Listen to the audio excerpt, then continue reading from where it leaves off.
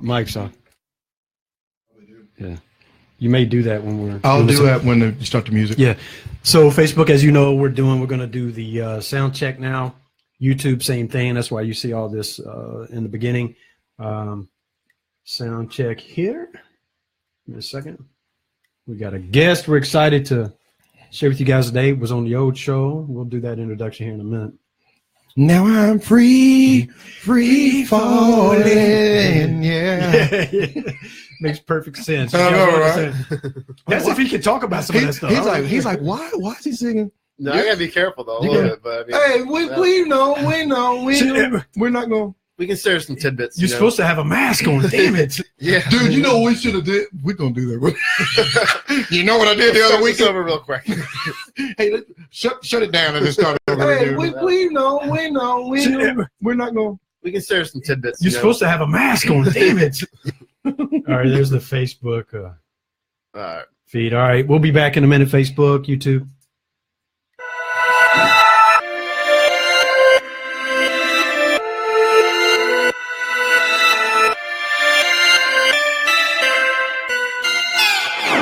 This is Scott. This is Colin. And we are Two Rational Bastards.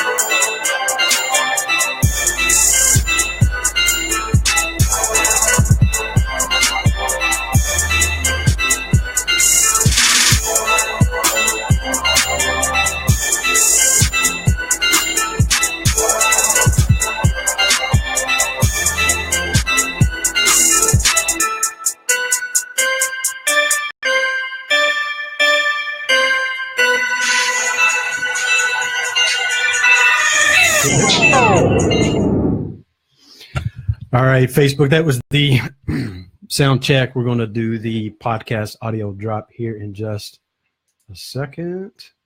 Damn, I hit the wrong program. Oh, my God. No, it's good. I'll just have to close it out when it pops up. It's no biggie. Hang with us, peeps. All right.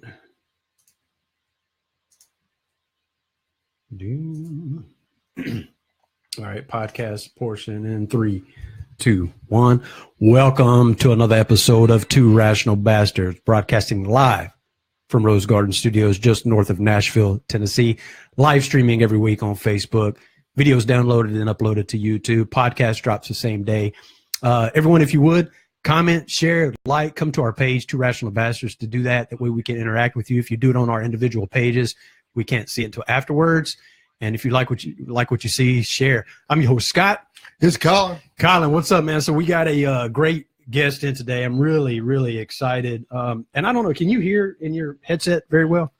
Are you getting sound? Yeah. I'm getting. You may want to mute or turn that down. Okay, yeah. yep. It's all good. If you don't, damn, we acting brand new, like you ain't never been on the show before. You know what? I ain't even gonna turn it down. What I'm gonna do. So a couple of days. It seems like lately, especially me, not so much you, Colin, but I've been talking about the shows we're watching recently, but The Walking Dead mid-season finale ended Sunday night. Here, and you can't say nothing about it. I can't say nothing about it. And here's why I'm pissed off. The whole time I could have been going to YouTube Live to watch them, and I didn't even know it. Didn't even know it. Yeah. So anyway, man, season finale. I'm gonna go back and watch them. I know it's gonna be too late, you know. But. Well, it's okay, and I think because mid-season finale, and then it comes back, I think, in February. So you'll have time to watch it before then, because I only think there were like 8 episodes anyway. Well, so. I finished House of Cards. Oh, did you? Dude, I swear the producers are clairvoyant. Like that's crazy, right? They have a crystal ball or something. That's crazy how they wrote it. Him going out of Washington. Yeah, they couldn't. They were writing him out anyway. It couldn't have been written any better than that. I think they knew he was going to get caught. Yeah, I don't know. Yeah, but it's unreal. It is. So and then my turn. I was like, what? And then Stranger Things ended. Of course, we talked about.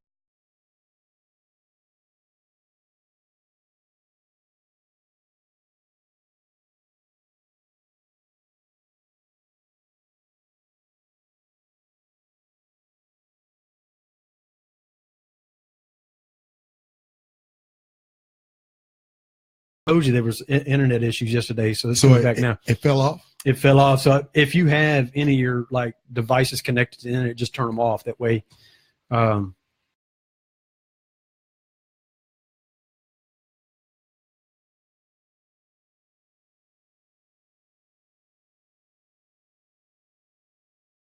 feed. But if you've got your phone connected to the Wi-Fi in studio, I just cut it off. Okay. Any case, so yeah, 2019, man, 2019. Man. And here's the thing: if you think about, was it season 2 of Stranger Things?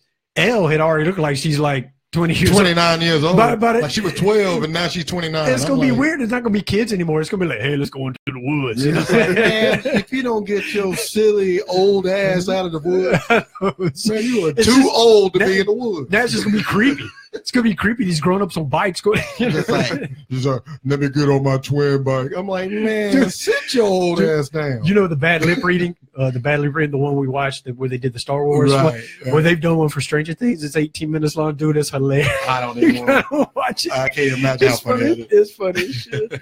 It's great, man. So anyway, yeah, that's that on those 2 pieces, man. So let me do the quote. The highest form of ignorance is when you reject something you don't know anything about. Wow, we just talked about that. That's funny, right? Yeah. We just talked about that. I know. It's funny. We were talking about when you have subconscious bias, or you really like someone who's debating, you don't really care about the outcome being, hey, let's just get to the bottom of this and get some good stuff on the table, see what we come up with. You want the person you like to win. Yeah. You know what I mean? So we were talking about a weird dynamic is we are so primitive in how we look at people. If they win, if they're very charismatic, if they're just brilliant presenters of information, they could represent the wrong thing, win the debate, and we'll agree. Yeah. We'll just be like, hey, I really like that person that said that. And we won't even really care that it was the wrong evidence. Right. You know, so I think it's funny that the quote was right along the lines. And he looks those up before we start. So it's not like he went back and was like, I'm going to see what we can do with this. I wrote this last night. It was a real synchronicity in real time. So. That happens so much. It's kind of eerie. So anyway, without further ado, I'm not going to spend any time talking about anything else. I love it. But introducing our guests on. So some of you, we brought a lot of our audience over from Exposing Real Estate, Demon, and anything else, but we have a whole new audience here that doesn't know Jello cups, and people will understand why we call them that. We'll let you reintroduce why that name, where that came from, to our new audience. It'd be kind of cool to Jello cups. Yeah, Jello cups. Yeah, I was gonna say that. I'll tell you guys the story of Jello. You did, so we want to hear it again. Yeah. So, and then our new audience would like to hear it. So, anybody that's joined, there's several people watching right now. For whatever reason, Facebook is not showing me who has joined. So, typically, I give you a shout out. If you've joined, if you just drop a comment real quick in there so I can see who you are, so we can give you a shout out. And if you want to ask any questions, we stop periodically to answer questions. So we got several people watching right now. I just can't see who you are. Dusty Guns, Jello Cups.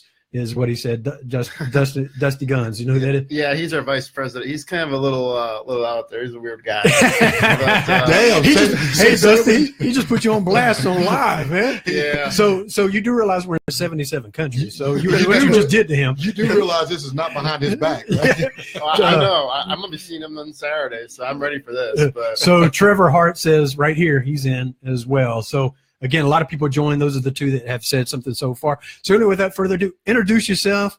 Tell the people who you are. All right. So yeah, I'm Justin Matejcek, and I was in here last year. Everyone kind of knows me as Jello Cups, and we kind of talked about this. I'll share the story real quick. So, I kind of grew up like an Amish kid, and so we didn't get like all these sweets and fancy stuff. I always kind of would get mad because like as a kid growing up, all the cool kids would get like their fruit by the foot and fruit roll-ups and all that stuff, and we had to go shoot pigeons, and like that was our snack, was hunting a pigeon, and we'd shoot our pigeon. So anyway, obviously I joined the military, and was experienced all these different things, and one of these was Jello, right? And I will kind of say here, the story of Jello Cups has very little to do with Jello, but there's kind of a little bit of, you have to understand the dynamic that came into this. So one day at the chow hall, we're eating Jello, and like in the military, we got Jello in like these little glass jars, you drink water out of. And of course, like the way I grew up, like you ate every little lick that you got, so I'd be out there scraping cup cream on my spoon. So it just makes that annoying noise, and make a lot of noise. Yeah, and so one day, one of my buddies, Cam, he actually might be watching here one of these times, but he's like, shut the fuck up, Jello Cups, and like, we didn't really think much of it, but it's like, all right, whatever. So that's kind of where Jello Cups, like the whole word even came from. But it has nothing to do with how Jello Cups kind of became the legend. So then you go probably there's more to the story. yeah, that's very little of the story. So about 6 months later or so, we're doing our training out in NTC. So I was in the military. Anyway, I was on this reconnaissance element, and we are going to do this raid at about 2 a.m. And so we were a 6-man element. We move up and get in this ridge line, and we're overwatching this village. And of course, I got like this big fire and all this stuff going. And we do what's called SIL, stop, look, listen, smell. It's kind of what you do as a reconnaissance unit. You kind of break out and you get to your vantage point. And it's just about 2 minutes or so where you let all your senses kind of gather all the information. As I'm doing this, like something just did not look right in my night vision, and I couldn't figure out what, and I'm trying to adjust the focus and figuring out. And then all of a sudden, after about, a minute of this, all of a sudden there's a machine gun like right in front of me. And I'm thinking like, shit, this is bad. And then it was like, there's a guy right behind this machine gun. And, it's obviously an enemy. And I'm so close where I can't get on the radio and tell anybody, and there's another guy about 50 meters from me. He's some new guy, and like there's nothing he can really do either. And in this situation, I can't just shoot him either because it's going to give away our position because we're reconnaissance. We're up there to lead or kind of pave the way for a raid that's following this whole thing. So I really don't know what to do. And again, this is like a training thing. And in this training environment, they have, we call them Op4. They're the opposition fighters. Pretty much from the day you get there, like, whatever you do, don't touch the Op4, none of that. And they take this stuff seriously. Like if you mess up out there, like they'll give you Article 15s and all this jazz, And I really don't know what to do. But okay, Article 15. It's kind of like just a little form of punishment in the military, like a write-up kind of thing. They can take your pay, stuff like that. And it follows you. It's in your file. Okay. Yeah. So anyway, that was pretty highly stressed from the get-go. So, but finally I'm like, all right, you know what? I mean, I got to neutralize the threat. And so I sneak up behind this guy. Like I kind of do this little clover leaf behind him. And it was like picture perfect. This is like a movie moment for me. I'm right behind this guy. My M4 is like an inch off the back of his head. He's just sitting there with his machine gun in his lap. And I slowly lower the M4 and just grab his mouth, grab his neck, and dive on top of this dude. So now you can imagine, now put yourself in the Op4 shoes. You're sitting out there in this ridgeline 2 or 3 in the morning looking at a beautiful night sky. Next thing you know, you're slammed on the ground. Some guy's on top of you. Face to face. And, we had a little scuffle. And finally, we kind of like got him to where he relaxed and like, he's just on his back. And we almost had like this little like intimate moment.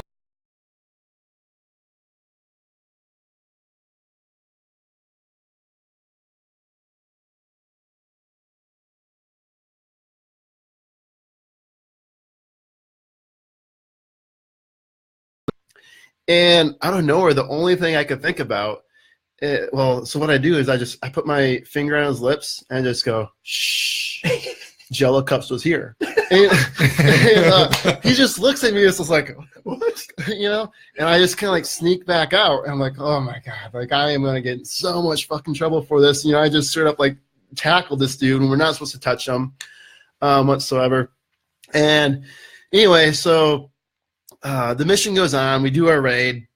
And we're doing our debriefing and everything, and nothing's really said about this at this point. And I'm thinking to myself, like, no way, like I just got away with this, And as we're getting ready to leave, the door comes flying open, and the sergeant major is like, "Who the fuck is Jello Cups?" with the knife hand. I'm like, "Oh shit!" Like here it is. Like I'm thinking I'm ready to get screwed here. So I stand up. I'm like, Sergeant Major, that was me. And again, he's looking at me like he wants to just tear my freaking head off, And he just kind of knife handed at me. He's like, "That was fucking awesome." And, so yeah, they actually liked it, and they gave me the Hero of the Battle award. Apparently, I'm the only one in NTC to have a knife kill per se, but largely because it's also not allowed. But hey, it all worked out. So. Needless to say, the Jello Cup's kind of stuck. It's kind of one of those names where it's kind of sort of like, I don't know, it's a legend. So, somewhere out there's some poor guy that got tackled by Jello Cups, and we had a moment. No, I'll never forget. I'll never forget a moment. Yeah, I'll never forget the look on his face. And it was just such a beautiful, like, clear sky and everything. Like I could have been out there with a girl. Like, it was perfect. So, Jello Cups is here. It was so. Let's see. Melinda Haynes Smith, what's up, guys? Happy holidays. Troy Smith, looking good. Magic Mike. Susan Leidick O'Neill DeSims. I may have totally butchered that name. Yeah, she's awesome. She actually hosted our mountaineering team this year out in Washington. Yeah, she says love Justin. Yep. Yeah. So anyway, we got a lot of people in. So that's right. See, Regenta, this big combat soldier, and this. It's very delicate, yes. That's my favorite moment in movies, like when somebody just tells somebody before they kill them. Yeah. You're like slowly the knife going. Dude, that out of the movie Saving Private Ryan. Yeah, yep. Like that's the most memorable part of the movie. Like there's a lot of gory things that happen all throughout that movie, but your emotions in that scene where they're fighting upstairs. And you're thinking he's going to get away with that fight. And then when he slowly starts pushing that knife in him and starts telling him, shh, man, I will never forget that, man. I was like, that is, so that's probably why he gave you the same reaction I would have gave you. I'd have been like, oh my God, I'm in Saving Private Ryan. I'm an extra in Saving Private Ryan. So see, DJ Jose? Jose? Do you know who? Anyway, he says DJ watching and enjoying the story. So anyway, I'm sorry if I'm these names. The common joke every week is when is Scott going to butcher the English language? So I'm tearing everybody's name up. I love how Jello Cups knows him already. Yeah. He's not even trying to help. He's over there like, I didn't know. He let me struggle with the whole thing. He's just like, yeah, whatever. So I've never tried to pronounce his last name either. so it's like if you go on, on the Facebook thing, you pronounce it as such, and I probably just totally got it all wrong. I'm sure. Sorry about that. So a lot's been going on. I know. I mean, where do you even start? I mean, you've been a world traveler. You've done all kinds of stuff. Your last one. It's been wild since we last got to talk. I think last time we had talked, we hadn't even climbed Mount Rainier yet for our first time. You haven't? No, you were getting close to that, I think. Yeah, so that's happened? So, we've done it twice now. And I don't know if you guys remember. So the whole nonprofit in general got started September 18th, 2010, Afghanistan, when my vehicle was hit by an ID and my driver had lost his leg. And I made a deal with him that day that we climbed Mount Rainier together when we got back. So this last year, he actually climbed it with us. Wow. And like that, for me, that was more emotional than many experiences I've had in my life. It's almost like the completion of a promise, and it's something that this is back in 2010. This is 7 years ago we made this deal, and to finally see it like come to heart. Not to mention climbing Mount Rainier is a challenge with two legs. Watching someone do it with one leg, that's a whole nother element. And this guy rocked it. He did not get to the summit, but he gave everything. The dude almost lost his leg on the mountain. His leg kept falling off because of the weight from the crampons and the boots and all that stuff.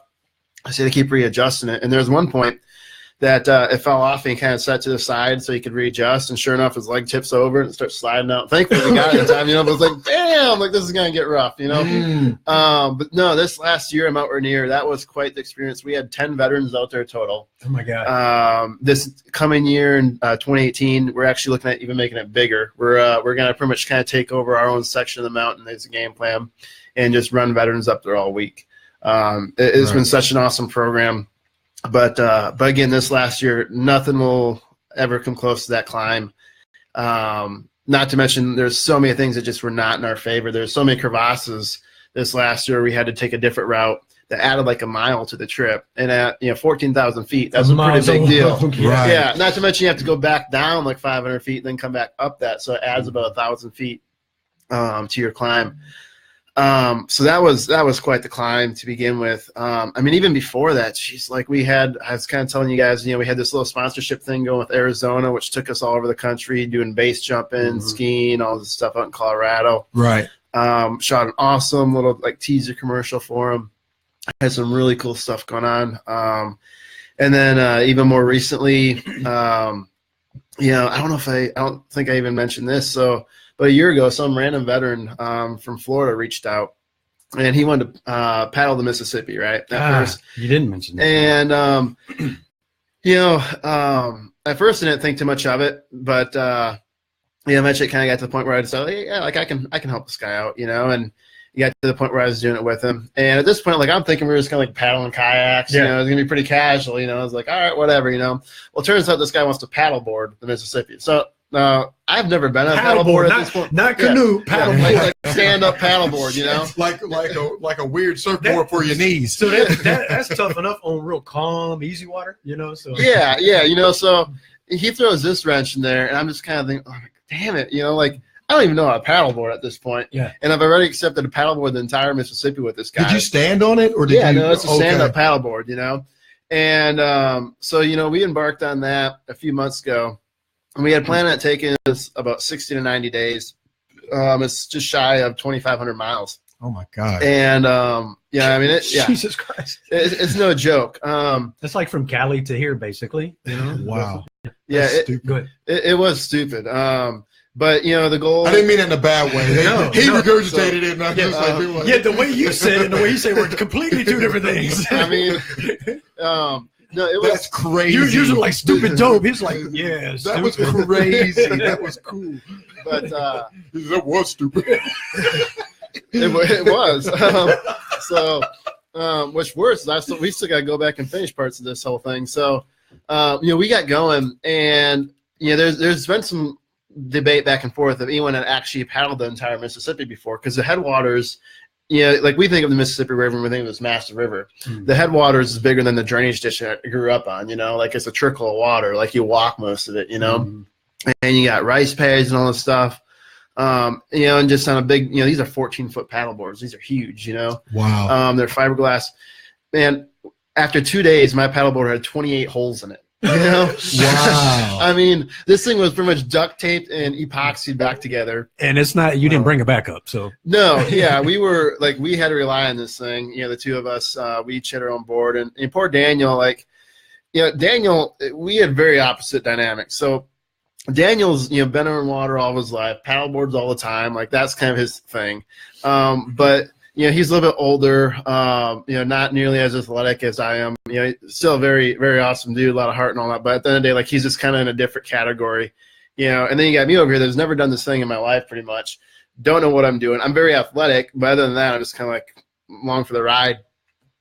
This poor guy fell off so many times. And I'll never forget the first time he fell off.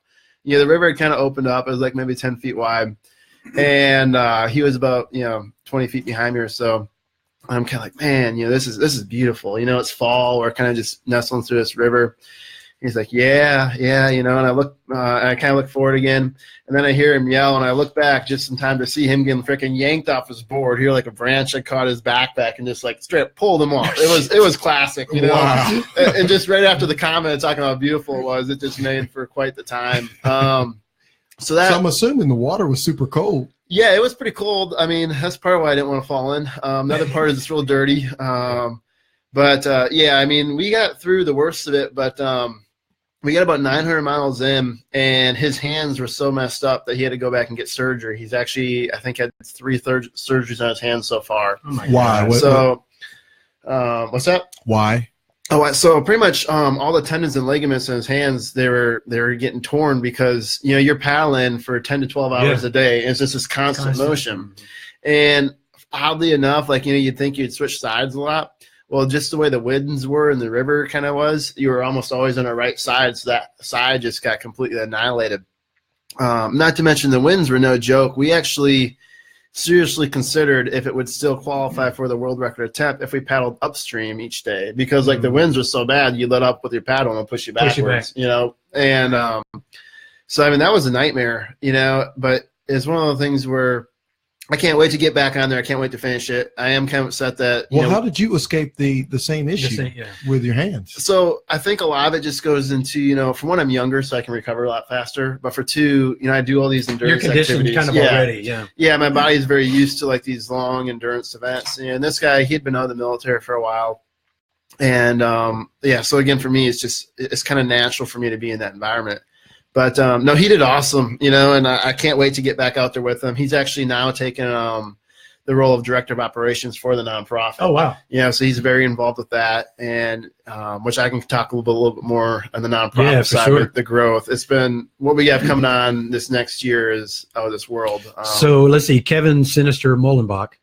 Owatonna represent. Oh, yeah. Did I say that right? Again. Yeah, Owatonna, you got it. Screw something else up. Yeah, Jello ain't helping at all. Yeah, he just let me struggle. He's talking about, I'm falling off the board. Like, whatever, man. I don't give a fuck how you say his name. I'm falling off the board. He's paddling by me. So Jonathan League says, shh. Mark Swain, welcome in. Dustin Paul, morning. Wade Kemp's here. Yep. He said, yep, I'm here. Wade. And let's see, Dusty Guns again says, Justin's hands were fine because he handles sticks every day for a living.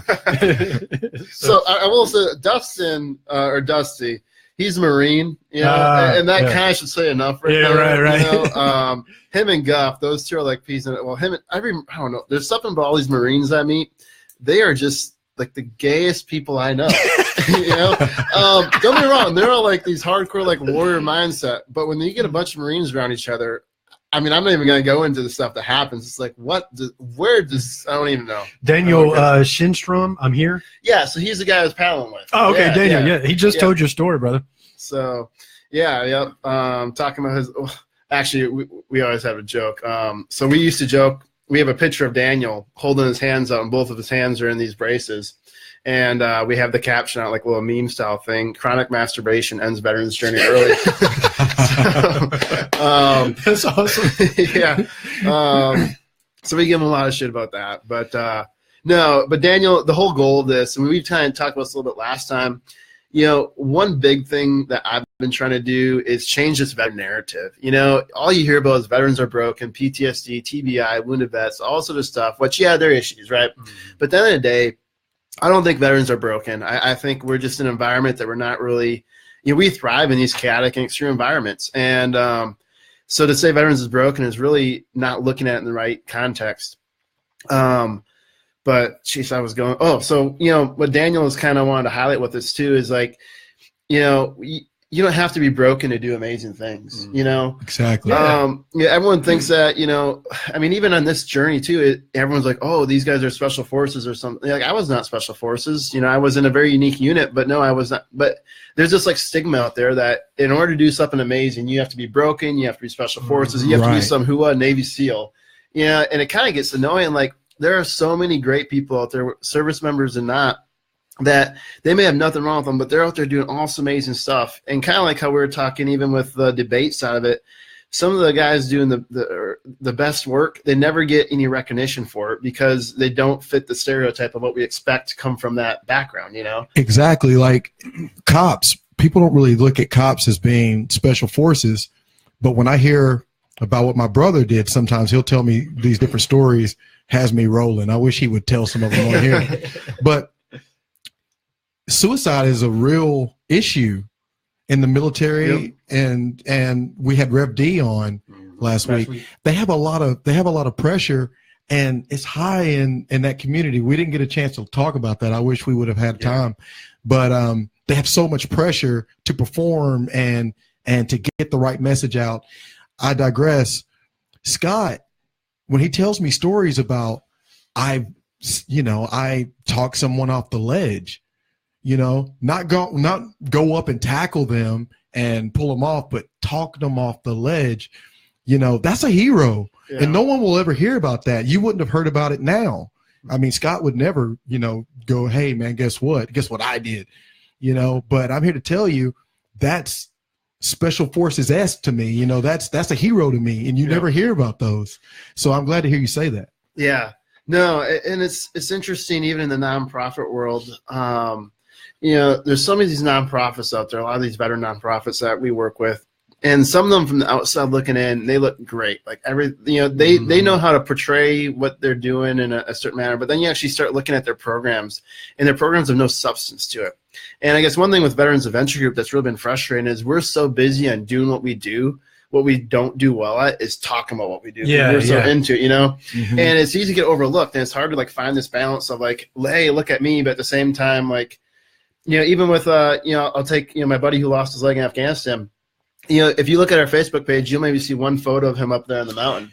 Yeah, because he's not a marketing tool to me. He's a human. He's a fellow service member, and I have a lot of respect for that guy. And I didn't ask him to climb the mountain because I want to be like, hey, look at us. Yeah, right. This was personal for us. Well, all the things that you guys have done, Veterans Adventure Group, you guys can look it up.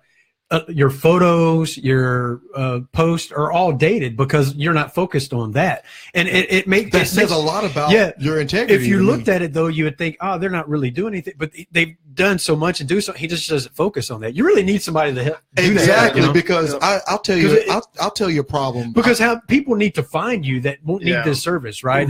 Right. McDonald's wouldn't be on the map without the clown. You know what I mean? Yeah. And I'm not saying that it's a joke. No. But it's marketing. But it's true. Yeah. It's marketing. Yep. And when you first told the story about how you got started, that's what really inspired me to get deeper into Gogginsism. Goggins is a Navy SEAL that pushes his body really, really hard to see limits, and he's a little excessive. But I do agree with, you don't really know yourself until you push your limits, because in your limits you don't know that person, because you've never been that far. So whoever you are in that moment, that's new, and you get to meet the authentic version of yourself. That's deep. Yeah. It's actually kind of funny to mention. This is kind of a sidetrack of that. So I used to have this goal. Every time I take these girls on the dates and stuff like that, I would go and do something that literally scared the crap out of them. And the reason why is because anyone can sit there and tell you what you want to hear and play this game. Right. But as soon as you throw them on a rope, hanging over a ledge, or take them out jumping over a plane, or I mean, I've even taken a girl on a base jump actually a few times, and just when you see someone scared out of their mind, their true personality comes out. That's authentic. That's authentic version of themselves. So when you first told that story, this is what I heard. Okay. Passion in it. You just skimmed over it today, you know what I mean? Because you're so into the experience of what you've experienced since then. But I'm telling you, I was compelled to see what else you had to offer. It's that story that people have to hear. I know you don't want to use it as a marketing tool, but I'm not trying to sound like I'm, trying to coach you on sales, because, I'm not. But what I am trying to say is, without your personality in it, I have been and was very attracted to you because of that story. Yeah. You know what I'm saying? That story should be what everybody hears first. Well, imagine that being a video that plays on the homepage. You know what I'm saying? It's you. It's camera facing you, and you're telling that story. Let me give a couple of shout outs here real quick. So Daniel Minnick. Can't we have some Smith and Jones last names? He's my brother-in-law. Damn. He says, morning, Justin. Mr. Rainier base camp here, back from the Pacific, heading east in a few days, so you'll have to find a challenge near Virginia Beach. Right. And then Daniel Shinstrom says he also gives a lot of points on hair gel. That's great. You're going to get some good military banter going there. Yeah, Daniel Minnick's Navy. He's my brother-in-law. I could talk about him all day. He did some very impressive things, but that's the whole. But what I wanted to say about that story and what really pulled me in is what you said to him. It wasn't just that you made a deal. It was that you didn't address him as being limited, even though his leg had just been blown off. Yep. You addressed him as an individual. Like, I hate it, me personally, when someone has to mention that I'm a male or has to mention that I'm black or has to mention, like my daughter is really, really fast. Don't mention that she's fast. Like you said, your daughter. Don't mention that she's fast compared to a girl or, she's just fast. Hey, Colin, you got a pretty good physique for an old guy. I mean, don't even say nothing at all. Shut the fuck up, slick dickery ass, compliment ass bitch. I don't want to hear that. You address them as an individual. Like, look, man, we're going to get out of this situation. And you know what else, man? You're going to help me get to the top of the summit. You know what I mean? Like, can you imagine in that moment not being talked down to? Like, a lot of people have to deal with, oh my God, hey, poor you. I got a gun pulled on me downtown. And every time I see these people, I quit. Fuck it. It's not working. But every time I see people from, hey, nigga, I did not get shot. Like, but hey, is everything okay? Are you all right? I'm like, who wants to be addressed like that? You know what I mean? Like, it takes on this whole new identity because people don't know how to deal with you anymore. It's like they're less authentic because of an experience that you had. It's done. It's over. Can we focus on this moment?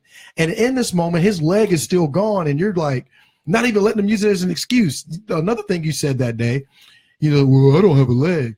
It's like, so what? What are you talking about? What's that got to do with anything? You're getting to the top of this summit. Take what you have and go to the top of this fucking summit. I don't have wings. You don't have wings. You don't have wings. Have you ever complained about not being able to fly? Well, it's like Mr. Noel we talked about last week comes to the gym in a wheelchair and works out. Competition bodybuilder, age over 40. Could have been paid a lot of money. But from bodybuilding.com, and he never makes excuses. He's in there every day. He has to wouldn't allow them. Go ahead and tell that. Yeah, so he goes to each station, the weights and all that stuff in his wheelchair. Then he manages to balance himself and works out every single day. He's in there. So he was touted as one of the best bodybuilders over 40. He's recently turned 50. Looks phenomenal. Any case, bodybuilding.com, which is one of the largest, anybody in working out bodybuilding knows who they are. In any case, they were going to sponsor him, but they were going to put him in the wheelchair handicap. So he goes, no, I'm not. That's not what I am. Why are you trying to classify me? So, no, when you see me without my chair, what do I look like? Yeah, I look like the other bodybuilder. So don't. Yeah, his legs look great. And like, don't put me in a class. One, they're like, oh, well, like in a way, like we're kind of feeling sorry for you. We're gonna put you in this class that you can kind of win. No, put me up against the other people that I want to be put up against. So he turned them down. A huge sponsorship that he could have taken. He turned them down. And so it's that type of thing that made me attracted to your nonprofit. And he's ex-military too, so there's a common thing there. He's not. We should see it. He's gonna. I need to hook you up with him. I think you really like. Awesome. He's a phenomenal, super positive guy. I mean, you guys would really hit it off. He's going to be on the show eventually. We've got to get lined up. Well, we always talk about not allowing your circumstance and your environment to dictate your label or what you choose to be labeled. They're the perfect example of that. Like, we don't know, but we can live vicariously through the people that you're impacting. Like, it's and I'm not trying to step on your visit, man, but you inspire me. You know what I mean? Like, there's not a whole lot of people in this world that inspire me. And what you said to him really put a lot of things in focus for me, Scott. And there's a few other people in my world and people that are in my inner circle that I look at that is up. Like, I'm looking up at you. I'm like looking to you for guidance. And when I'm looking at people that have seemingly limitations that they don't even consider a limitation, that makes me like, wow, with all of my attributes and all the talent that we all have, what excuse do we have? Yeah. Well, exactly. Yeah. You know what I'm saying? And you this is just, I feel like I'm getting lost in emotion here.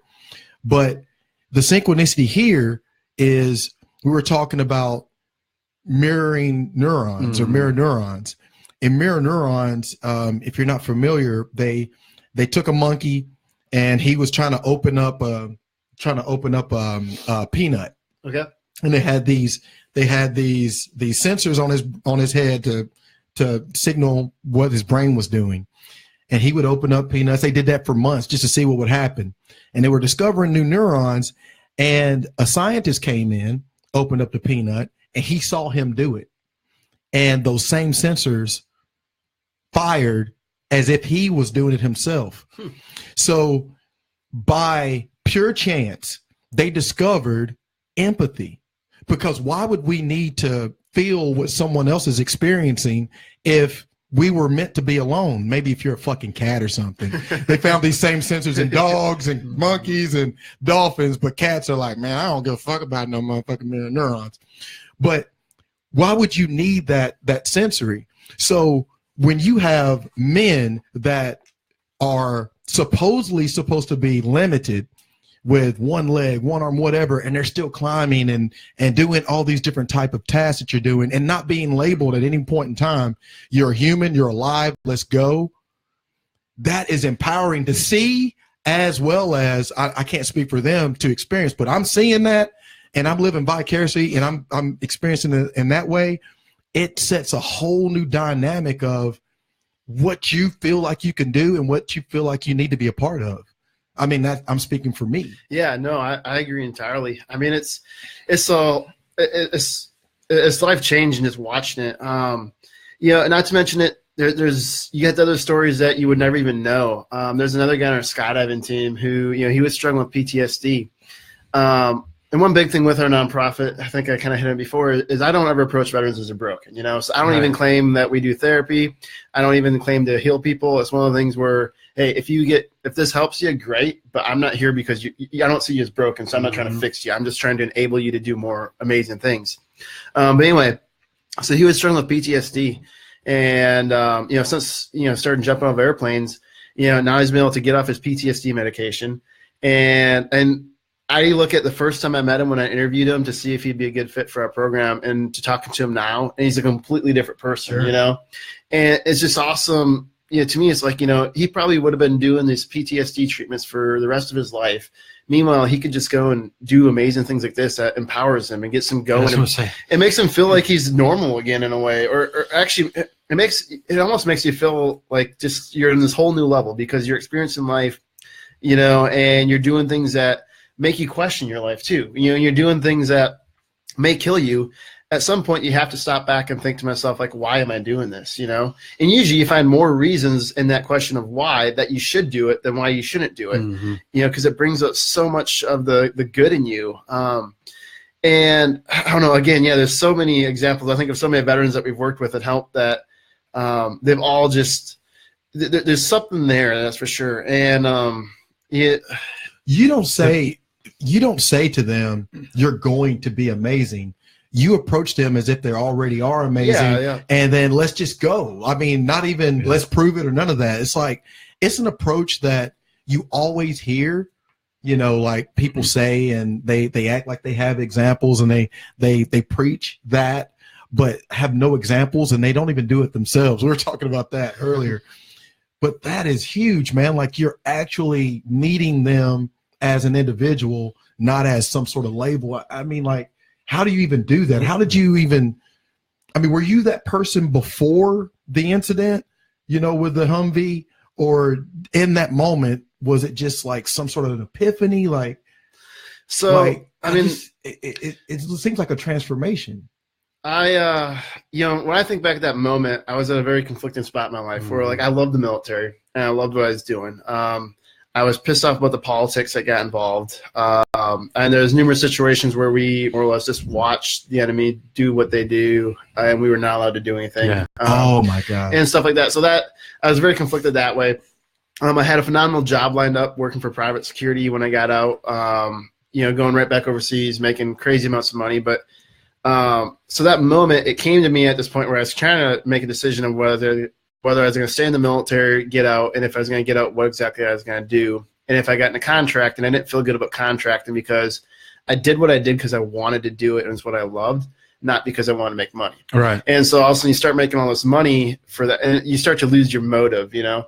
And I'll just never forget that moment. Like I said, I know last time we were talking like, you know, as I was there keeping him conscious while the medevac came in, it just kind of hit me like, this guy's going to go back and everyone's going to feel sorry for him. And it's a bunch of bullshit. Like, I don't feel sorry for him. He wanted to be here. Yeah. You know, he volunteered. He knows what he's doing. We all accepted the risks that we're getting involved into. You know, I don't think he feels like anyone owes him anything. At the end of the day, if I can do anything, though, I want to help people like this do all that, continue that, you know, Right. continue that like streak of being, you know, almost like a whole different level of a human, and trying these things that most people don't even try to do. Mm-hmm. Yeah, so there's a lot we can go into, and that's just one example. But you know, it also gets tricky too because we tend to focus on the wounds we see, like the physical side of it, you know. Right. And you know, an interesting thing, you know, you kind of mentioned the suicide, is veteran suicide is higher among veterans who have not deployed than veterans who have deployed, right? And so this is where I see a big flaw in the approach that we've taken towards fixing it, because all the resources go towards wounded veterans, PTSD, and TBI, which those are problems. I'm not arguing that one bit. Right. But we have focused so many resources on this small part of the veteran population, when the majority of the veteran population over here they're the ones Getting struggling. ignored and the ones struggling. Yeah. And so that's why with my nonprofit, I've made it very big. Like, I don't care, you know, when we fill out the applications, if someone's wounded or not, it doesn't affect whether or not they're going to participate. Because at the end of the day, like, I want to find people that really, they have this overwhelming desire to not be judged for that. They want to go through and succeed. They want to excel. They want to push themselves. They want to do stuff they're scared of doing, you know? And, you know, so it's been kind of awesome and, you know, troubling at the same time, being at the forefront of these veteran nonprofits, trying to change the way we view veterans and how they interact in society, as well as trying to change the way we can actually help veterans that need help. And the veterans that, you know, they just, you know, I'd say more necessarily not even helping them, but just empowering them, you know, to keep being amazing and keep living to this higher standard that, you know, gets ingrained into them from the military. Well, it's the power of empowerment and belief is huge, right? And that really comes into play with what you guys are doing. So my mind keeps going back to this. I don't know why it does, but it was a world record paddle attempt. How close did you get? Tell me. So it's kind of tricky. All right. So as far as the world record goes, there's two. We arguably could have been the first ones to do the entire Mississippi on a paddleboard. Again, there's a little bit of debate about that. Like, there's some weird stuff. And how do you prove that? You know what I mean? Yeah, and that's where it gets weird. So that there's very little accountability there. But the one thing that did seem very strange to me is, so for us, we were on a paddleboard. You're not allowed to go through the lock and dams. You have to portage around it. And anyway, these are like choke points in the river you have to go through. Yeah. Well, these other guys that have claimed to do it, none of them have said anything about the lock and dams, which that's a big struggle if you got to portage around it, you know. Nor did any of the lock and dam operators have any knowledge of these guys going through. Yeah. And so it's just kind of like, you know, there's a lot of these people claim to have done it, but there's no one that really kind of knows anything about it, you know. And like, we met so many of the lock and dam operators, and funny enough, we actually, a bunch of them, mutual friends on Facebook and stuff with my family, because I'm from Minnesota. So you would have to meet someone. Yeah. So there's this. Do they have to document it? They don't have to document it, but so again, it's just interesting that there's a lot of holes in the story. But even so, we could have either A, had the world record through being the first ones to actually officially do it, or B, at the pace we were going, we would have done it faster. You know, so we had two different ways we could have argued that. Ultimately, you know, now with what happened, we're no longer there for the world record side of it. Now, I will say the world record was kind of like a bonus of it. It wasn't the reason we chose it. It was more just we wanted to do something big, you know. Well, if the other guys lie, y'all have the record probably. I mean, if the other guy, but we got to finish it, and that's where the problem is because we only made it is like 900 miles in. Now, the frustrating thing is we made it through the worst of it. Like, you know, starting off, you're only going, 10 to 20 miles a day, if that, you know, and towards the end there, you get the current and stuff picks up and you get a good day in the winds. Like, we had a day we did, I think it was like 50 miles, and it was actually a pretty easy day after we got going. So, you know, again, it can really vary based off the weather conditions, and we're getting to where it was easy. And so it's one of the things, like, we didn't quit because we were tired at that point, because we were over the hump in my mind. Like, it was the hand issue. Yeah, right? it was the hand. And he was under the situation where, had he continued on, he may lose his ability to actually, like, get a tight grip again, as well as lose partial feeling in his hands. Yeah, and, like, the argument is, for men, a tight grip is important. It's funny. I went there immediately too in my mind. Dirty old bastard. Yeah, so then it's like, all right, so what is this worth? And obviously there's a lot of people that wanted us to push on, but at the end of the day, like, they're not the ones that have to live with their hands being messed up. Absolutely. It was also very hard for me because, like, I wanted to keep going, but at the same time too, we started this as a team. We need to finish it as a team, but, like, for me, I definitely had to put my ego to the side. Everything I've done in the past, like, I just drive on. Like, I mean, and it's not something like I was good to go. I felt great. I was ready to finish it. But at the same time, too, it's not about me. This was this other guy. He came to me, and I'm there to enable him. Yeah. I'm not there to take the camera, take the credit. Right. And, we kind of earlier before the show, we're kind of talking about success and stuff, too. And one thing I've definitely really focused on lately is a successful person is easy to find because, they've helped so many other people become successful. Yeah. And we've taken that approach with our nonprofit and even how we're structured now. And part of the reason why we're growing so rapidly is because we have found these other veterans who are very motivated in these certain activities, and we're bringing them on so that way they can do what they're passionate about. Pretty much we're enabling them to be successful. We're enabling them to have a nonprofit backing them. Right. Like Troy Smith, he's been listening. He has a drag racing team up in Clarksville that we're bringing on for this upcoming year, which is awesome because not all people want to go out there and do these crazy fitness things, but a lot of people love cars. What better chance to get inside of a car, correct the wrench, or get involved in these teams, focusing on something that it's kind of, again, it has it's still an adventure. I mean, it's just and it's kind of extreme. Streaming down a track, going a quarter mile as fast as you can. I mean, that can get pretty wild. Of course. So I thought of this when you said success leaves clues and a footprint to follow, right? So there's a pattern out there, like you were talking about. Well, just like veterans that anyone that stops anything, your whole life is based on purpose. What makes me feel significant? Right. And people retire, and don't think for a minute those people that are greeting you at Walmart are that are 175 years old need the money. Like they're avoiding being bored. Yeah. When you retire, you could live 10, 15, 20 more years, if you're a senior. But most people that retire and stop, they have 5 years. Like, we have to have something to do. Yeah. And when people feel like you are worthless and you're worth nothing and you can't do anything, I would think that would probably magnify you feeling like you're worthless. We've had several people come to the different events that I was doing security for. They'll come in wheelchairs, and the guys I'm working with be like, help him up. I'm just like, man, he can get up there himself. Yeah. You'll never guess how many of those people were just like, thank you. Yeah. All of them. Yeah. Yep. They don't want help. They don't want to feel like they're limited. They want to be able to. Because how'd they get in there? How'd they get out of the car? Exactly. Like, they know how to do their damn wheelchair. So Leslie Kirby joined. Thanks, girl. I've known her for years. Trevor Hart says, we're all getting involved to provide experiences for vets. #OT4V. Michael Paul, experiences and purpose or meaning of life. Totally agree. So on point. Yeah, no, Trevor's an awesome guy. He's out of Nashville here. He's going to be our scuba diving team this year. So we got some pretty cool stuff going on. We kind of have this whole like land, sea, air thing going. Yeah. You always hear about the Navy SEALs and all that stuff. But I don't know. I kind of got the idea. So I have a buddy of mine who always says, like, Veterans Adventure Groups, the Delta Force is a nonprofit. So I would say Delta Force are like the guru guys in the military that everyone knows about. Right. That do all the crazy stuff. But we're trying to kind of be that nonprofit. We're trying to be the nonprofit that goes where other nonprofits don't. I mean, even in the base jumping side of it, it's killing me as an individual, but I've taken veterans out doing base jumps.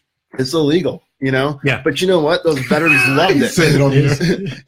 But the veterans love it. And sometimes, like, we get so caught up in all this BS of, what's right and wrong. But at the end of the day, like, I'd rather give veterans what they need and knowing it's going to change their life or give them something back than to sit there and, tell them to go down to the VA and have the VA fix their BS or whatever the heck is going on. Yeah, again, I don't mind putting myself at risk because I'd rather do the good. I'd rather see like seeing some of these veterans we've worked with that we've done this stuff. Like no one else is ever willing to do that with them, But I don't know. So you say he's leaving a dive team. You guys dove in South Africa, right? Yeah, Tell me about that. We did some scuba diving down in South Africa. So I've been in South Africa for the last 3 weeks here. And you just got back when? It's recent. Yeah, I just got back a few days ago. I was like, he says he's coming on the show, but he's in another continent. Where the hell is he? Yeah, how's this going to happen? Yeah, no, that was a blast. That brought up a whole another. South Africa really intrigued me on a lot of things, especially when you start looking at, the colonialism and all that, and what's left in their economy and stuff like that too. But on the scuba diving side of it, so yeah, that was quite the journey. I haven't dove in probably 5-6 years, and so we go down there, and my goal is to do some shark diving. And turns out, all this awesome cage diving you hear about, with the great white sharks. Yes, it's kind of a joke. So all it is they have you on the back of a boat and they have a cage and you just jump into the cage and you can stand up and then you just hold your breath and look at the sharks. Oh, okay. And it's just all right. I was all about diving with great white sharks, but I don't want to stand in a cage and hold my breath around. That's just come on. Yeah. I didn't train to be awesome, so I can stand in a boat with 60 other people. Travel that far, yeah. Yeah, So anyway, I did find some other shark dives we could do where we're actually scuba diving, but unfortunately those sharks weren't around that time of year. So we had to settle for a seal dive and a reef dive. And anyway, the winds down there were crazy. Just had to do a seal and a reef dive, So bounce the ball on the nose. Seals can be dangerous. You used to watch videos of them snatching people into the. You kidding me? Man, yeah. Seals are. That's definitely a little. That's why they call them Navy SEAls. But yeah, so we had to do this refresher course beforehand since I hadn't dove in over a year, and we go back in this little pool, and this pool is about the size of this table, right? Yeah. About 4 feet deep. And we jump in there, and you can't even see a foot in front of you. We're supposed to do these skills training stuff.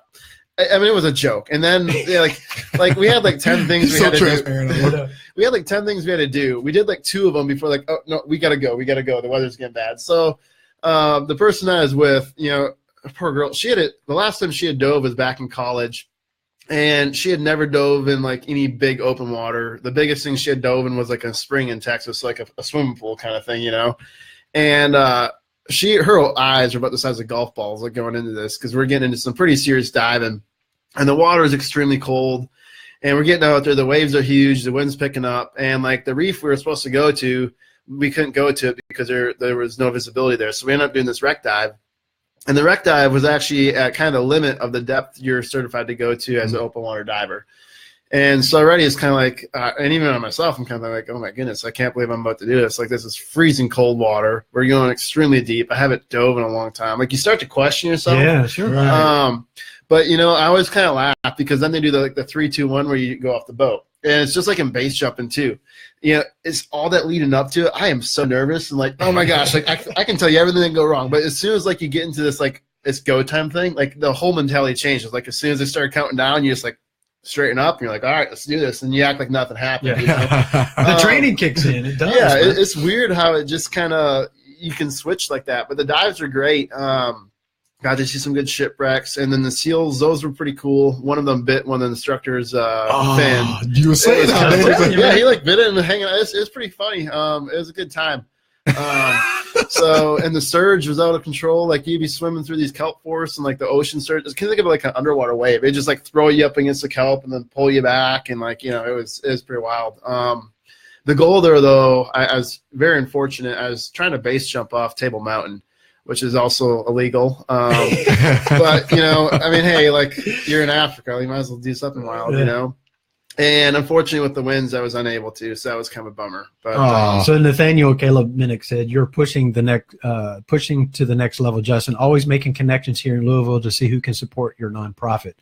Then Daniel Shinstrom said, Justin, I didn't catch the early half, but did you explain gummy bears and picnic benches? Yeah, so All right, so What are you talking about? This goes back to we're rappelling down the Mississippi. So Troy, he's the one who's run the drag racing team in 2018 with us, called Top Secret Speed. But anyway, he had volunteered to actually kind of be our crew and go along, like help us out with food and stuff. So he would leave us food every now and then, and like sometimes you just kind of like, are you serious, man? Like, what are you thinking here when you like? Why'd you leave it here? And we're coming around this corner. We're pretty exhausted, not too thrilled. A Ziploc bag of goldfish. So like. Like when the rivers flood, they get the real steep, muddy bank. Of course. So he has this food like way up on top of this bank, and I mean, I honestly was at the point where I was just like, screw it, like I'm just not gonna eat. Like I don't even want to go up there, And but sure enough, I make it work, and I kind of laugh too because this is where, like, I'm like kind of. I mean, I even hate to say this. This is gonna sound bad, but I'm like the pretty boy in the paddleboard. Like I like to kind of like get up, get my paddleboard parked, like kind of tippy toe off so I don't get all muddy and wet. And then Daniel, Diva. Daniel's like the big ogre who he comes in leaving a big ass wake, and next thing you know, he falls down. He gets up. He looks like a freaking mud monster. And creature from the Black Lagoon. Anyway, so poor guy. So we have to like scale this bank, and we're like crawling and the weeds are falling down and stuff. And finally we get to the top, and he has it sitting on this picnic bench right near the edge of this bank. And like I'm sitting down and I'm eating, and I just saw it when it happened. So Daniel decides to sit right by me. He should have sat on the opposite side of the table. Shit. But sure enough, he sits right beside me. The table goes flipping up, and like next thing you know, we're holding on for dear life, trying not to scale down this or fall down this bank again. And my taco went all over the place. So that was kind of upsetting, it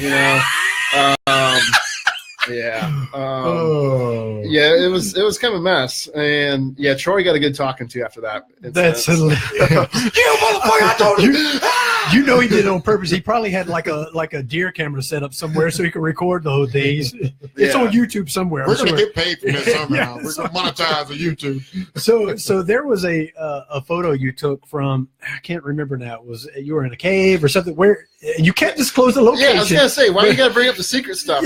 I'm already getting hit on for putting this thing on Facebook. But in my defense, so I got this picture very similar to that. Yeah. Of this cave, and this is after being in there for like 3 weeks, and there's this. They have like all these little secret tourist thingies, And anyway, there's this cave, and they send you a picture of it, and they send you this picture of this cave, and they're like, all right, you got to go find it off of what you see, you know? So what the picture I put on was very similar to the picture I got. That's like your clue kind of, and you have to go find it based off like how that would look. And it was a pretty good adventure. Nothing too crazy though, but it was a blast. One of the coolest things about South Africa though, were the penguins. So they have Boulder Beach down there, which wild penguins come and hang out on this beach, and you're allowed to go and like actually chill with them, kind of thing. Oh wow! I would never get penguins in South Africa. That's weird. They're out there, and they are awesome, man. They're sure. They're like this tall, and I don't. Maybe it's just me, and maybe this is extremely it's probably wrong in some, but I imagine them having like little thick Italian accents, around they're like little tough guys, like they got their chest all popped up, and they kind of waddle a little bit, They kind of come up to you, and they just kind of look at you like you want to go, and take you. You almost just want to give them the boot, just like I'll show you, motherfucker. But no, I love envisioning with these little tough boy attitudes, and they were a riot. The one thing that did really suck about that though is I learned that they are going to be extinct. They believe they'll be extinct within 5 to 10 years. Why? The food source. So it just sucks knowing those little buddies I made down there are going to be dead in a few years, But do you know why? So the reason why is for one, their eggs are a delicacy, so a lot of people break and steal their eggs. Humans, I knew it. It always is. Damn humans. Yeah, man, I'm gonna give me some eggs. Really? No, man, a good egg. Can't be a damn chicken egg. Man, chickens are everywhere. Come on. And then the other thing is, so they eat sardines, and just I'm assuming overfishing and stuff has kind of eliminated their food supply. So that makes sense. That's kind of been unfortunate. So those little guys are not going to be doing too good here soon. We just talked about all the animals that's been extinct since we've been alive. That's horrible. Yeah, no, it's very upsetting. But on the flip side, talking about that, like I went to a whale exhibit there, and it's kind of interesting watching, a lot of these whales have actually made a very impressive comeback, from all the whaling industry and all that. So there is some hope on other aspects of it there. Well, if we try to help, maybe we can, they'll recover. In 5 years, we'll see them still. Well, they have some really cool stuff going on in this coming year. The Ocean Cleanup Project, where they're doing all the plastic recovery is about to begin. Right.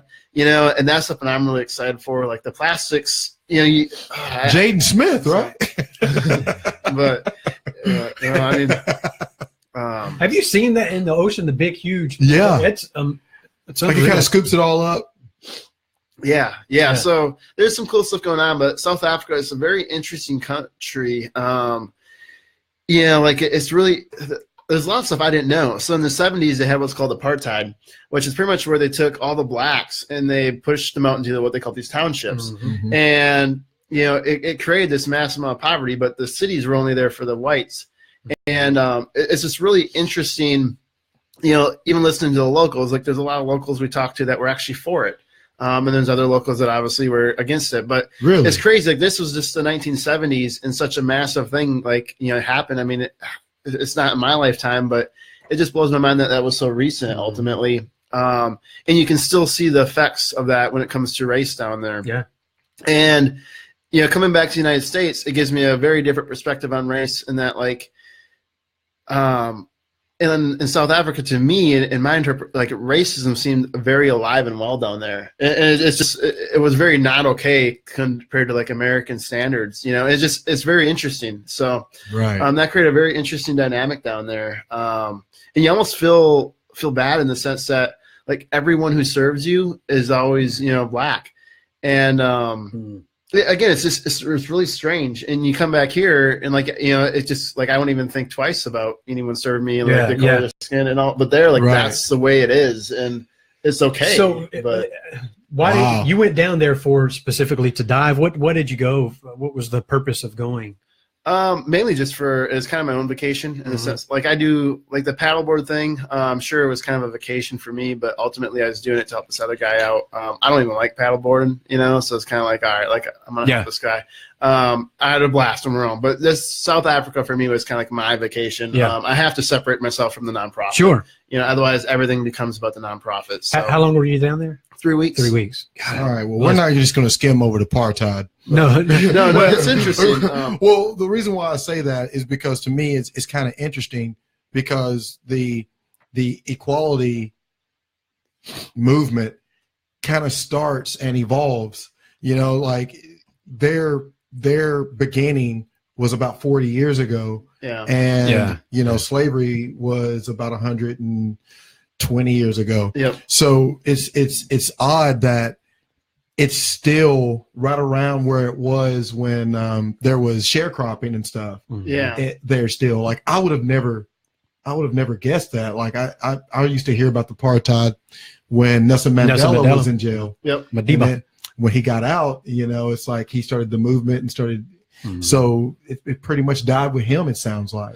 Yeah, and I don't know. It's really interesting too. Another thing they talk about a lot is the corruption in the government there, and so you get out of Cape Town, which Cape Town's where it's at most of the time. You go there and you see the townships, and these are what you imagine. When you think of Africa, you think of the tin huts and all that. And but come to figure out, if you were converted to American, a lot of these people are paying about $200 a month to live in these shacks. Right. These shacks though are owned by the government.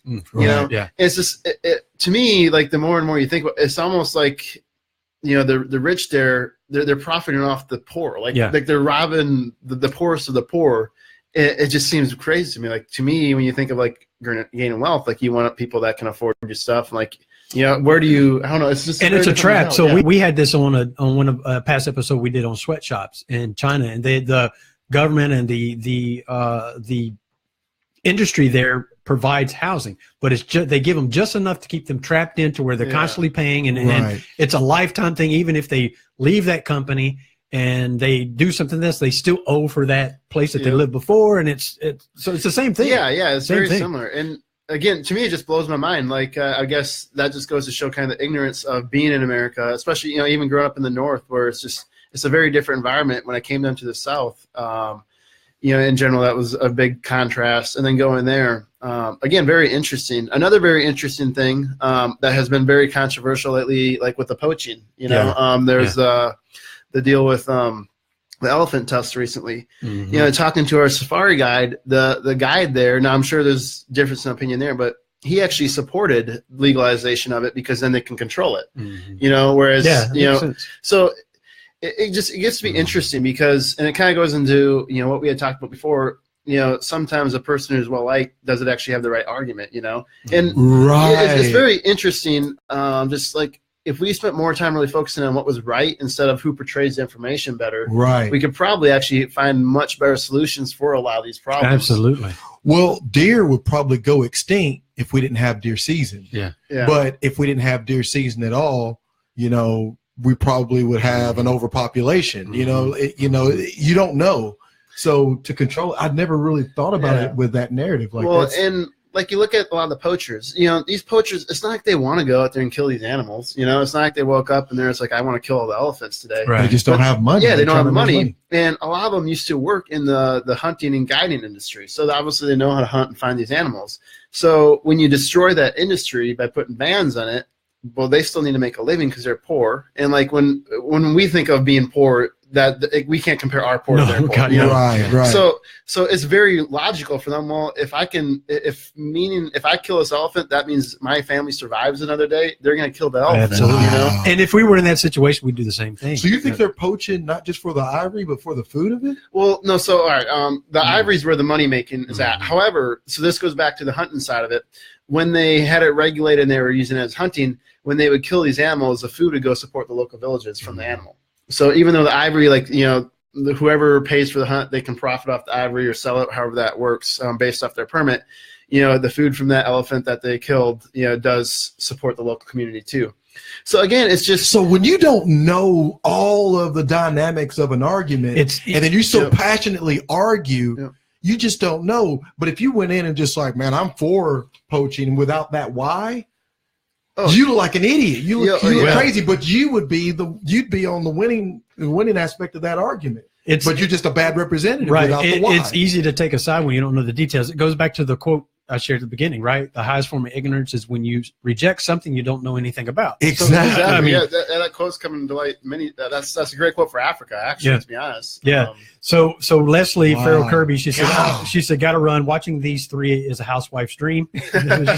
she said, I really wanted to tell the guys about your boombox and cardboard you carried everywhere to breakdance. And then Wade says, that was only one season, and I got to live that. And Wade Kemp says, several animals are overbreeding and need to be controlled.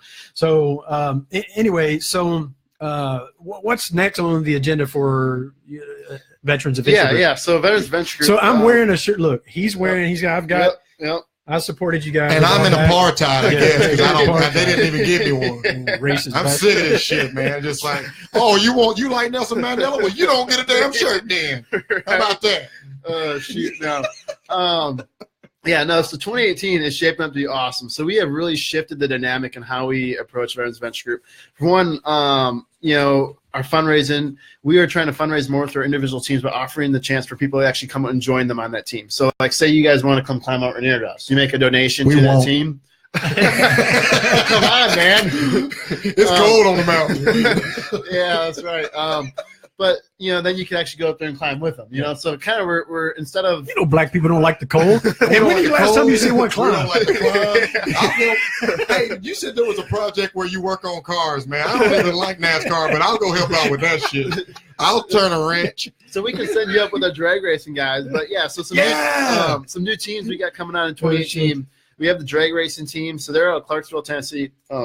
Excuse me here.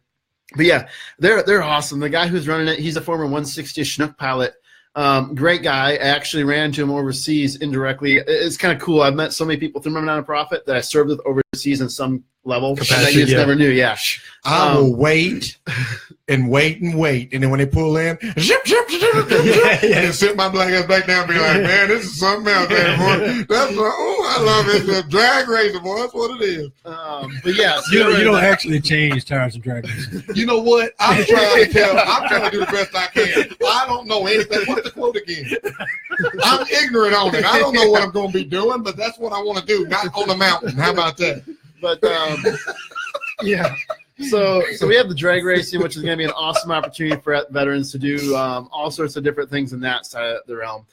With that, we're trying to do what's called the Lemons Car Race, where pretty much we buy a car for like $500 and we drive it till like we get like a 24-hour race where you have to go X amount of miles, or there's something unique about where it pretty much will destroy the car. And the goal is just to make it as far as you can, you know? Awesome. So we buy a cheap car for $500, we give it to a bunch of veterans and let them destroy it, you know? Like they're going to love that. You know, I would love it. I'm kind of jealous of that. Like, yes, I want to be a part of destroying something. Right. You get to go out there and, tear this stuff up. So that's another thing that we're going to kind of bring with the racing team. We got a windsurfing and kite surfing, or a kite surfing team that we're getting going out in Florida, and they're going to start offering sailing as well. So that'll be another awesome program that we're just kind of getting going. Another program I'm very excited about is we got a mountain biking program. Ride It Out is what they're called. Right. And they've been awesome. I love working with them. We've got some veterans on mountain bikes already that we've been working with them, and like it's kind of ironic. Just yesterday, I opened my email and I got two messages from the website where just random people email us, and both of them were, "Hey, you guys need a mountain bike," and it's like, "Well, great, we're on it," you know. And so those are three big new programs. We got our scuba diving program that's going to be kicking off here real soon, and let's see, with that. Again, we're going to be doing our mountaineering thing. We're pretty much going to take over Mount Rainier for a week. That'll be a blast. We're going to be out there camping in the middle of nowhere up in Ingram Flats. And so, again, just to be, giving these veterans these environments and these opportunities to do this stuff. And then our skydiving program, we just had a veteran complete AFF a few weeks ago. So he's been crushing that. Can't wait to get his license. It's kind of a rough time of year to be doing it, but he's driving through, and he's been doing awesome. That's awesome. This spring, we got another guy going through the skydiving program, and hopefully next year we'll get another 2 to 3 veterans going through. But all our programs they've been going well. We have so much demand. It's just a matter of kind of keeping up with demand. That kind of goes. So back. we need those donations. Well, and these that's the thing too, that Veterans Adventure Group, you guys are supplying all the equipment, everything for the veterans. They don't have to buy this stuff. You guys are. Yeah, right. I saw a picture where I think somebody got where you sent them a pack or something. Chris at Christmas came or something. I don't remember who it was. Yeah, that was actually Trevor hooking us up. So, but what we do is we donate the gear to these veterans to keep. There are some situations where we haven't been financially able to. That shit ain't cheap either. Oh yeah, no. I mean, these parachutes run about $4,000 to $5,000 a piece. Between we have the nonprofit owns a parachute, and then my personal parachute, I have pretty much allowed the nonprofit to use nonstop. Yeah, so we have 2 parachutes that they're jumping, but obviously we can't donate that for the veterans to keep. Right. But all in all, the cool thing, the goal is just enabling these guys to get back out there and do stuff that they can take pride in doing, making those life or death decisions, feeling empowered, and meeting other people that are like-minded to go do it with. And there's so many other good things that can come out of it. But again, that goes into, I don't care if you're broken or if you're not, like you'll probably find something awesome here. Yeah. And if you do feel like it will help you, you might be surprised at how much it can really change your life, Welcome in, Brad Edwards. So you're going to say something? Yeah, I have something I want to say because I know Jello Cups won't say it. What he won't say is he needs help with some of this stuff. So he can help. And I'm not talking about the kind of help where you come out and like get in there and do what he's doing. I'm saying like grant writing, people that are good with writing grants and people that are good with donate time to help marketing. Exactly. Yeah. Marketing. If you're good at marketing, we need to use our network and push it out there where we're not strong. And where he's strong is actually where a lot of people are weak, and that's in the work. he's out there doing what actually needs to be done. There's a lot of people that are really good at painting a really beautiful picture of what something is, and then you get behind the scenes, and just like what he was saying earlier, man, this is some bullshit with the white sharks. What are you talking about? Yeah. This is some bullshit. You know what I mean? Like all these different things that put this beautiful picture up. It fooled you, Jello. Oh yeah. Like you went out there thinking you was going to get sharks and was out there looking at seals. Yeah. You know, Yeah, and that's the thing. Like if you are good with this stuff, and you don't have to give money, you don't have to Time. Yeah. give time, give your skill, knowledge and your skill. Like I have people helping me with a lot of things that I'm weak at. Scott helps me every day. So that wouldn't happen if I didn't say, hey, Scott, I need some help with this. I mean, he's not going to just come in and be like, you know what, you half stepping. I got to come in and say, I need help. So I have all of their contact information on the page, his personal Facebook, the Veterans Adventure Group. And then also if you want to email us, twораtionalbastards@gmail.com or private message us, whatever, we'll hook you guys up. And if you don't want to comment on this, I'm just now thinking about it. You remember Colby K? I gave you his information out in Arizona. Did you guys ever hook up? I did not. I'm trying to remember what came of that. So I want to say I did talk to him, but it's been a while. So we had Colby on the show, and he helps startups, and he does his thing every quarter or so. He donates a portion of his profits to nonprofits, and he wanted to do a veteran kind of thing. And I didn't know what you guys worked out. So I remember talking to him. I can't remember where we left off though. Well, you probably had an adventure to go on. Yeah, you on adventures and shit. You need somebody out there to represent you. You need a Ronald McDonald out there for you. The best way for people to find updates on what's going on. Yeah, so our Facebook page is our most active Veterans Adventure Group. We are working on the website. Like that goes into, again, my focus is on going out there and getting involved with activities, not sitting back and dialing out the website. The website, we are in the process of a massive overhaul, so it just hasn't been updated in the last several months. Yeah, a big thing there. But yeah, so finding us on Facebook is definitely the quickest way, and we'll get you involved. And again, we would love help in the grant writing, the marketing, all that stuff, website design. Those little donations of time can go a long way. And we'd love you could get swag like this on the site to donate, and the proceeds go to help. It's funny because if you could duplicate yourself, you are a great salesman. It's just your focus is so into the work, and I admire that about you. But we've got to get that marketing up, and we've got to get that grant writing. Absolutely, you've got to be that president that admits you don't know how to do it all, but surrounds yourself with good people that completes the picture. And that's what he's done, which is great. It's just we need to find and help make those connections. Exactly. So the first action date of whatever's going on in 2018, when is that, and what is it? Let's see. I know the drag racing team, they have a huge event come up in February. Ah, shit. And we're working on something. Get your wrench out, Colin. I need my wrench. Yeah, he'll get you changing tires. So it may just be for fun back in the corner on a separate car. See, I'm gonna be like, did you see what that thing did, man? He pumped the wheel and went all the way down the thing, and then you can go home. That's the first big event in 2018. Our scuba diving guys, they'll be getting certified right in the beginning of the year, but we won't have a big event with them until we're going to try to get them down to Florida later in the year and do some diving with them out there. So, drag racing is kind of leading, and then your audience. Black veterans aren't going to want to get in that water. It's not about my leg being gone. I just don't get in the water. I don't like getting my afro. My dive instructor down there in South Africa, he's black. Well, that's South Africa. He has to do it. He was actually the only black instructor of the entire group, which was really interesting. Oh, okay. He was an awesome dude, though. Like they had a name for him. I can't remember what it was, but Mbutu. Yeah, Shaka Zulu. Simba. He was quite the character. He was awesome. So. I am going to teach you how to dive. That was Mustafa. So we're doing the refresher course, right, where you jump in the 4-foot pool kind of thing. And he's trying to tell us what he wants us to do, but we can't really understand him, and I don't think he knows how to say it. So he's just kind of pointing at the mask, Yeah. Yeah, it's kind of that's awesome. Take We had quite the time.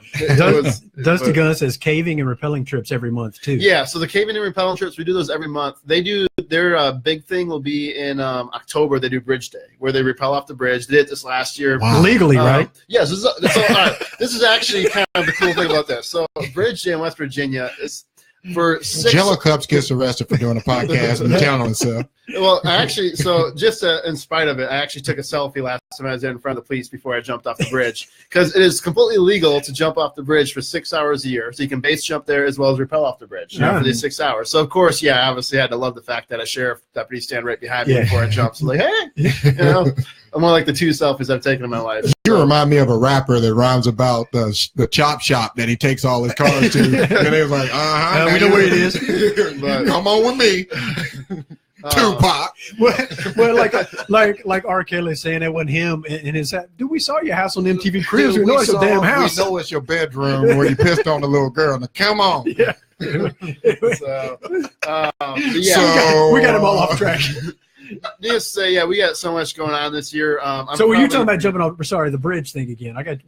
So you can base jump off of it as well. 6 hours out of the year. Yeah, for 6 hours. And where is that again? That's in West Virginia. Okay. The New River Gorge Bridge. It's quite the bridge. It's 846 feet down in the bottom, which for a base jump, that's actually really high. We like to call it a skydive. So here's what happens there is all the skydivers that think they're awesome, they go and they base jump off that bridge, and then they walk around like, oh, I'm a base jumper because I jumped off the New River Gorge Bridge. Just like, dude, it was 800 feet. Yeah, the reality is like, dude, man, no, that's a skydive, okay? Yeah. Like, just chill out, not saying I'm a big, bad base jumper. I mean, I used to do have a base number, but that's a whole other story. But my point being is it's an interesting dynamic you get there versus, like, the true base jumping crowd. You really find them, like, out in Moab for the Turkey Boogie, which that's, like, this kind of unofficial, semi-official event that goes on in Moab every year where base jumpers from all over the world come together and they hurl themselves off cliffs for a week. And it's amazing. And it's awesome. And a lot of people get messed up, but it's pretty legit. So, So West Virginia, again, you're not going to get any black people because it's all coal miners. And so you say you want me to jump off the thing and hold part of the parachute in my hand? And didn't they film? I'm going over here to watch these cars. Didn't they film Deliverance in West Virginia too? I got to tell you something. I don't know.